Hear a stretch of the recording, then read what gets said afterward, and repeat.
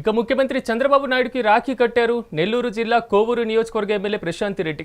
అమరావతిలోని ముఖ్యమంత్రిని క్యాంపు కార్యాలయంలో కలిసి రాఖీ కట్టి రాఖీ పౌర్ణమి శుభాకాంక్షలు తెలియజేసి ఆశీస్సులు అందుకున్నారు. ఈ సందర్భంగా ఎమ్మెల్యే ప్రశాంత్ అమ్మను చంద్రబాబు నాయుడు ఆప్యాయంగా పలకరించి ఆశీస్సులు అందించారు.